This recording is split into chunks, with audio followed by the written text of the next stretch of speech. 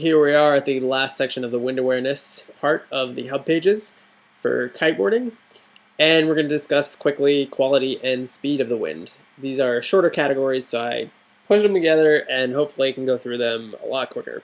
So let's start off with quality. Here we have a tree, and that little wave underneath it could be considered the water or the land or whatever. What we want to do is draw the wind direction. So we have this big arrow, and that's going to be your wind. And it's hitting the tree, and you're trying to kite right here in front of it. So what happens here is the object blocking the wind is going to cause a wind shadow in front of it. So the wind is going to come hit the tree, and it's not going to make it all the way through, but what does is going to be really turbulent wind. Most of it's going to hit it and go over it and not get clean wind again until further down. So if you're trying to kiteboard and you're trying to kite in front of a big island or a big set of trees or a big house or a building, you need to be conscious of the fact that the wind's going to be really turbulent there, and it might be completely dead. You might have wind shadows. Your kite might fall out of the sky because of that. You might have really turbulent wind where 1 second your kite is catching a ton of power, and the next it's falling out of the sky and you can't relaunch. So always pay attention to where you're at in the water and what objects could be affecting the wind. If you're riding in offshore conditions, the wind is almost always really turbulent because there's houses and there's trees and there's so many objects blocking the wind. Before it actually gets clean, it's so far away from the shoreline that you're like a mile offshore and you're getting clean wind finally. So just be wary of where the wind is coming from and what it's going over. Alright, so if that helps with quality, that's all you really need to know about that for right now. We'll jump over to speed. So as a beginner, we try to tell people that you don't want to kite in wind speeds higher than 25 miles per hour, and it's going to be really hard to kite in wind that is lighter than 10 miles per hour. This is going to be important too for when you're picking what size kite you actually want to use. Kites are bigger for lighter wind and they're smaller for stronger wind.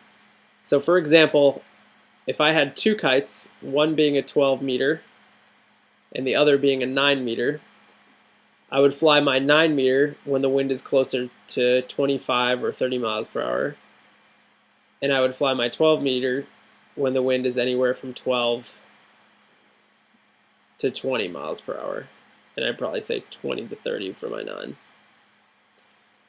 So that's going to give you an idea of how you can figure out what kite size you're going to choose. Now, for me, this is actually pretty accurate. A 12 meter would be from 12 to 20, and 20 would be getting really overpowered, kind of, and then my 9 meter from 20 to 30, and I could push it to 35 maybe. But it's going to change if your weight is heavier. So my weight is 160 pounds right now. So this is good for me.